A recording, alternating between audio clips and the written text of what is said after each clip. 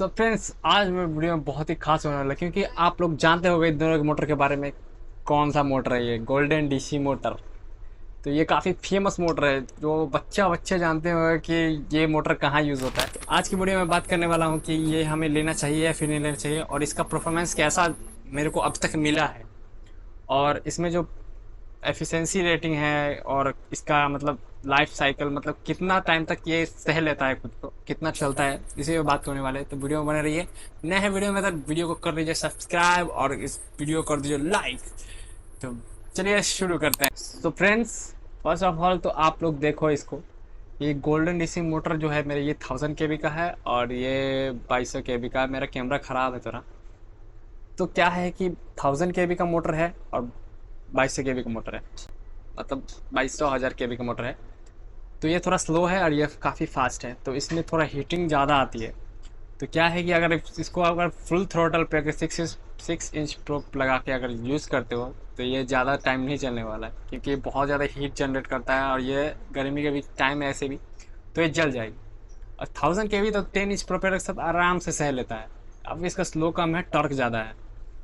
तो मैं अभी तक तो 1000 kV यूज़ किया, वो कभी जला नहीं, कुछ भी नहीं हुआ। लेकिन 2200 kV को जब मैंने फ्लाइंग टेस्ट कर रहा था अपना F-22 के साथ कि फ्लाइट टाइम कितना जाता है फुल थ्रोटल पे, तो मैंने फुल तो नहीं किया, लेकिन 90 70 80 के बीच में रखता था। लेकिन ये ज़्यादा देर चला नहीं, फुल फ्लाइट टाइम से पहले ये ऑफ हो गया। मतलब इसमें से धुआं निकल गया, पूरा काला पड़ गया एकदम। और इसमें एक खास बात बताऊं कि आप लोग देखते होंगे कि ये मोटर है, सो आप लोग काफ़ी यूट्यूबर्स लोग बोलते हैं कि वाइब्रेशन लेस मोटर, या फिर जो वाइब्रेशन कम करे वो अच्छा मोटर रहता है। क्योंकि वाइब्रेशन जो है ना, हमारा एम्पियर रेटिंग जो बैटरी का जो यूज़ करता है, ये चलने टाइम जो एम्पियर लेता है ना, उससे ज़्यादा एम्पियर लेता है जब ये वाइब्रेशन करता है। तो 22 के भी जितने छोटे प्रोप्स लगते हैं उसमें वाइब्रेशन बहुत कम होता है, लेकिन जो बड़े प्रोपेलर लगते हैं 10 इंच के साथ, उसमें अगर वाइब्रेशन अगर बैलेंस में हम अगर प्रोपेलर नहीं लगाए ना, तो बहुत ज़्यादा वाइब्रेशन करता है, जिसके वजह से हमारा एफिशिएंसी कम जाएगा, फ्लाइट टाइम कम जाएगा, और जलने का चांस भी रहेगा, क्योंकि इसको लोड औकात से ज़्यादा पड़ेगा, इसको औकात। और तो मैंने तो अभी तक इसका मतलब अच्छा से यूज़ किया है मोटर को। तो क्या है कि मुझे तो काफ़ी सही था लगा है, मतलब इसका पूरा फ्लाइट वगैरह। लेकिन इसका वही है कि मज़ा नहीं आता है। मतलब ऐसा लगेगा कि हाँ, पैसा तो लग गया, ये जल सकता है, जल भी जाता है। तो क्या करता हूँ मैं, इसको मैंने रिवाइंड कर देता हूँ वापस। तो मैंने रिवाइंड का वीडियो बना रखा है, आप लोग जाके ज़रूर देख लेना। अगर आपके पास ये मोटर्स वगैरह है अगर ख़राब, तो आप लोग खुद से रिवाइंड कर सकते हो। 10-20 रुपया पैसा लगेगा, बस वायर ले आओ और बन जाएगा। और मैं पहले बताता हूँ, आप इस मोटर जो 22-12 साइज़ का मोटर है, इसमें 37 नंबर वायर लगेगा कॉपर। क्योंकि मैंने 36 वायर से लगाया था, 36 नंबर वायर से, तो काफ़ी ज़्यादा एफिशिएंसी बढ़ गई, मतलब बहुत ज़्यादा स्पीड हो गया उसका, और ज़्यादा एम्पियर रहना है। क्योंकि मैंने थोड़ा के भी शायद बूस्ट हो गया उसका, 37 नंबर यूज़ करना चाहिए था, मैंने 36 नंबर यूज़ कर दिया था। तो शायद इसका के बी रेटिंग बढ़ गया, क्योंकि वो और ज़्यादा मोटा हो गया था 36 नंबर वायर। तो हाँ, आप ऐसा ना करना, क्योंकि आपका एसी जल सकता है। मेरा एसी तो पगला गया है। ठीक, सब कुछ ठीक है, बस वही आप उसको थ्रोटल ऑफ करता हूँ तो बस खुद बंद हो जाता है, कहता टी टी टी टी करने लगता है। तो आप लोग ऐसा ना करना। और ये पहले बता दूँ कि ये बहुत ज़्यादा वाइब्रेशन करता है मोटर। इसको आप अगर ऐसे ही विदाउट ऐसे किसी होल्ड में करके ऐसे हाथ में रख के और इसे जब रन करोगे, तो आप वाइब्रेशन पूरा फील होगा कि वाइब्रेशन कर रहा है, पूरा झंझनाहट पूरा एकदम फील होगा। ये पहले से इसमें डिफ़िकल्ट है, हर एक मोटर में। पता नहीं, मुझे तो अभी तक जितना भी टेस्ट किया सब में वाइब्रेशन रहता है। आप लोग टेस्ट करके देखना कैसा रहता है। तो आप लोग कौन सा मोटर यूज़ करते हो, आप कमेंट करके बताना, और आपके हिसाब से कौन सा मोटर लेना सही रहेगा इन बजट, जो सभी ले सकते हैं। आप लोग कमेंट करके ज़रूर बताना।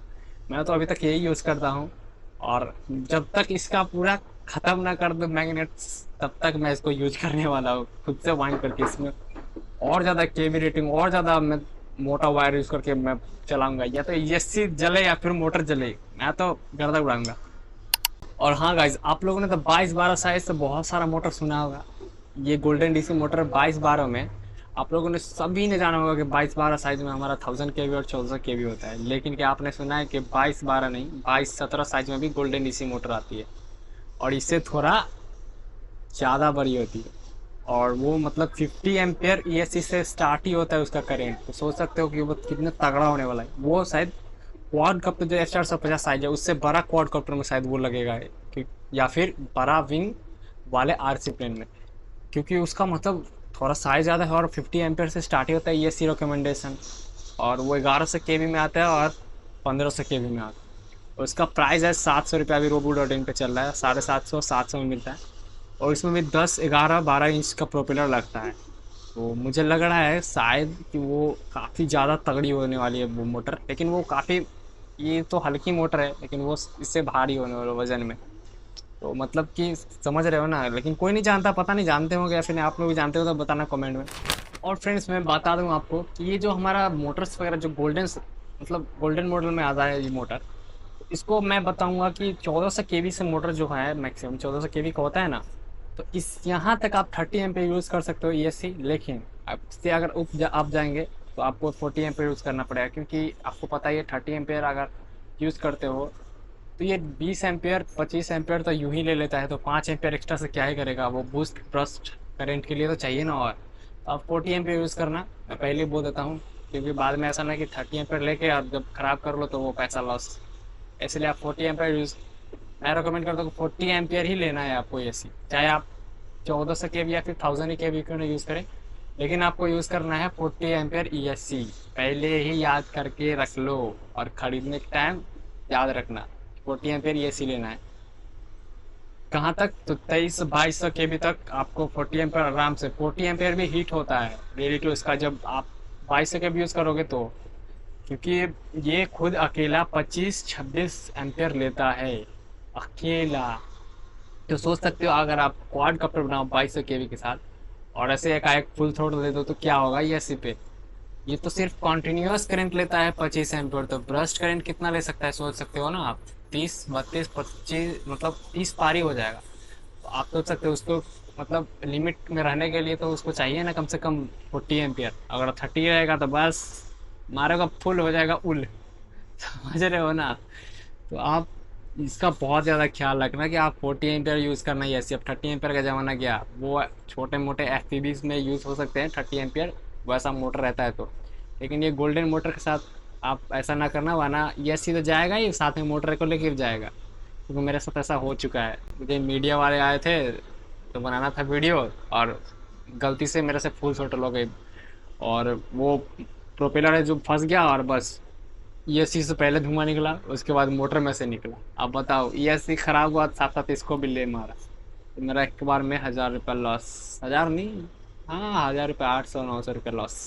आप ऐसा गलती ना करना, तो आप लोग ध्यान से लेना, और मैं कहूँगा कि 40 एम्पेयर से नीचे मत लेना आप कभी। ESC अगर ले चुके हो 30 एम्पेयर यूज़ करो, लेकिन मैं बोल दिया हूँ 1400 केवी से नीचे यूज़ करना। और ऐसे कुछ वीडियोस में डालता रहूँगा, आप लोग को अच्छा लगता है तो ज़रूर कमेंट करना, क्योंकि मैं कोई बड़ा यूट्यूबर तो हूँ नहीं। ठीक है, तो मिलते हैं नेक्स्ट वीडियो में।